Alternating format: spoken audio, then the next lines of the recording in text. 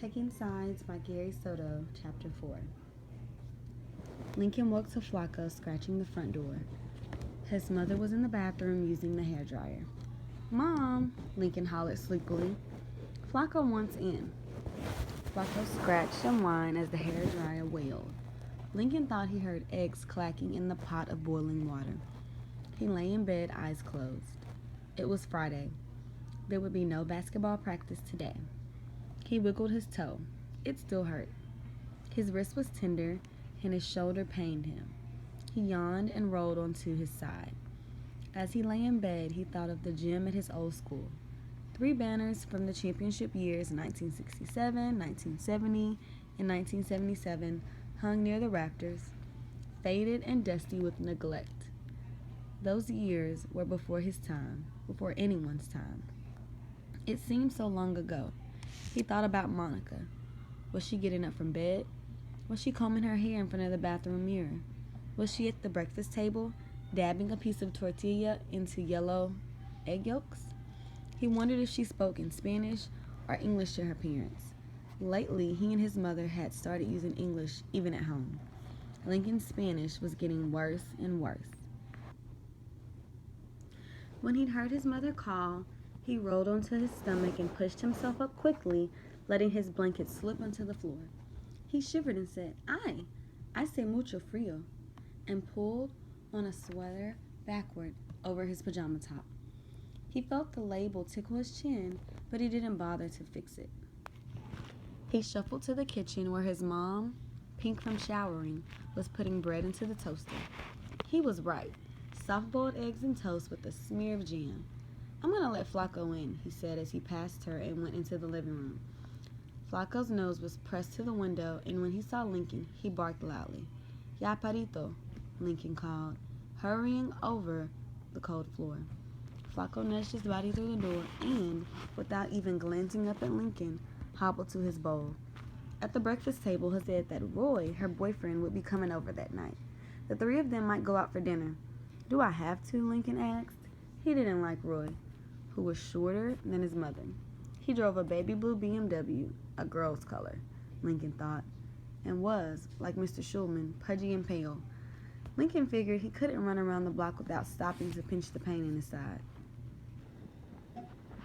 "Some man. It'd be nice," his mother said. "He likes you." Lincoln chewed his toast but didn't say anything. For a second he thought of his father, but when he couldn't picture what he looked like, he thought of the creaking rafters of his old gym, those 3 banners, limp and faded and nearly forgotten. Without thinking, Lincoln asked, "What's Dad doing? We never hear from him." His mother chewed slowly and, after clearing her throat, said, "He's still in Los Angeles. He's still a parole board officer." "What's that?"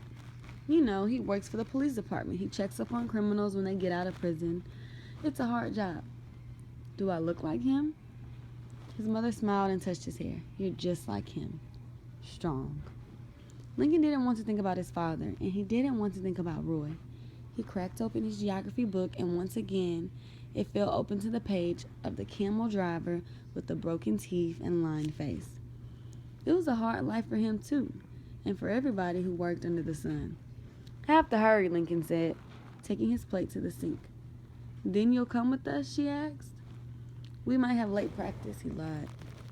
There never was practice on Friday. Coach Yasutus belonged to a bowling league, and Friday was their night to play.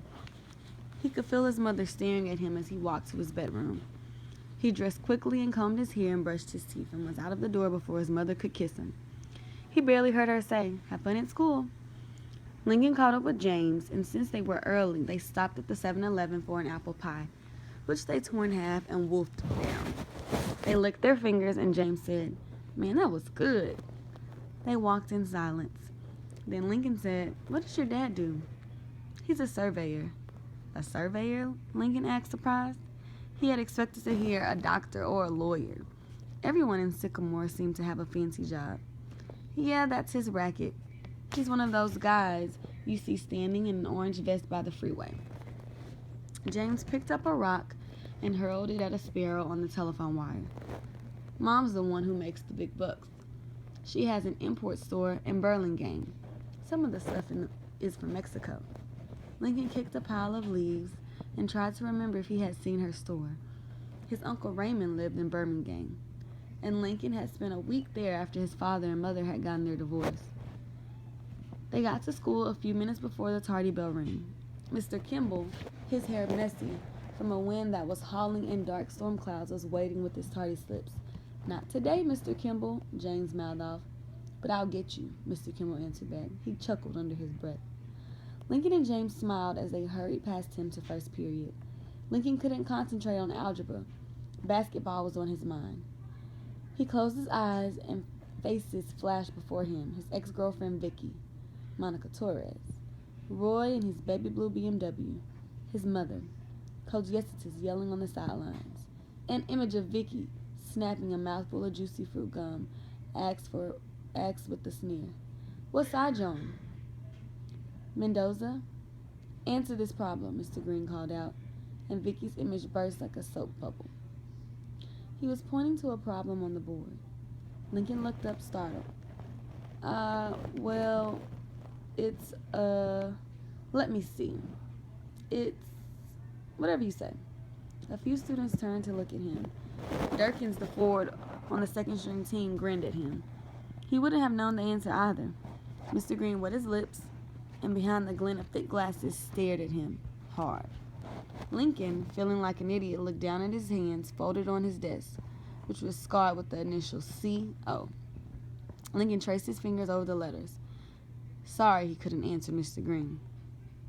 Rain was coming down hard by the time the bell rang and algebra class let out. Lincoln shouldered his backpack. As he passed the teacher, he muttered, "I'm sorry, Mr. Green." Shuffling a batch of papers, said, "Your grades are slipping. What's wrong?" "None." "Are you sure?" "I'll try harder," Lincoln said, and turned away. Then he turned back to say, "This school's different," and left without explaining what he meant. In spite of his hurt toe, he ran to history class, where he learned that chickens came to Egypt from India. Man, that was a long walk, Lincoln thought. He smiled as he pictured hordes of white-throated chickens clucking over sand dunes and taking boats up the Nile to Alexandria. Were they chickens like today's chickens? Andy, the A+ in everything but PE student, asked. His pen was poised and ready for Mrs. Wade, the teacher, to answer. "No one knows," she replied. That's a good answer, Lincoln thought. It seems like we can't remember last week. How are we going to remember way back then? By lunch period, the rain had stopped, and a slice of blue showed above the school. Lincoln ate his lunch standing under a tree. He bit 3 times into a bruised apple and pitched it into the trash can. 2 points, he thought. Then we're looking for Monica Torres. He wanted to see her, to talk with her. His heart thumped like a basketball bouncing down the stairs. What am I going to say to her? He muttered to himself. He looked into the cafeteria, but she wasn't there, amid the din of forks dropping and students laughing and yelling. He walked between the lockers. He went into the gym, where 3 girls were huddled together talking, but she wasn't there. Finally, he found her in the library writing in what he figured was her journal for English. He walked up to her and said, "Hi." "Oh, hello, Lincoln," she replied. "Where's James?" "I don't know," he answered, pulling out a chair and sitting down. The librarian looked his way and gave her a nod. "Eating lunch, I guess." He peeked at her journal and asked, "What are you writing?" She closed her journal and after a moment of silence said, "Oh, just about last night." "What happened last night?" She turned over an eraser between her fingers and she said she had had an argument with her father. "I told my dad that I wanted to quit Aikido, but he got mad and said I was spoiled. He said that when he was a kid, he worked in the fields." She stopped suddenly. "Yeah, I know the rap. My mom did her share of field work in the valley." He took the eraser away from her and squeezed it until his knuckles turned bone white. "Yeah, every Christmas when we go down to Fresno, that's where mi familia is. They talk about cardboard in their shoes, blisters, lawn mowing jobs. It's boring. My dad's from Salinas. He used to cut broccoli and artichokes. I don't like broccoli, do you?" "It's all right. Brussels sprouts are my thing." "Brussels sprouts?" Monica mused. "That's another one I can't stand." Lincoln looked up at the clock on the wall. It was 5 minutes to 1. I had better make my move, he thought to himself. His heart did it again. Monica, I was wondering, Lincoln began biting his lip. I was thinking maybe we can, I don't know, maybe shoot some hoop this Saturday? Saturday? I can't, she answered, smiling and stuffing her binder in her backpack. I'm going somewhere. The basketball in his heart went. Then she added, but how about Sunday? Late afternoon, maybe 3 o'clock? The basketball filled with air and went bumping down the stairs out of control. Yeah, he cried. Sounds fine. Where? The librarian looked at him and pursed her lips. Monica, slinging her backpack onto her shoulder, said, Cornell Elementary. That's where I slam and dunk. Slam and dunk. I like that. Lincoln couldn't believe his good fortune. She talks like a guy, but she's so cute, he thought. Lincoln walked to class in a daze. After school, he hurried home, nearly running in spite of his hurt toe and the weight of weekend homework on his shoulders. Not to mention worry about Roy.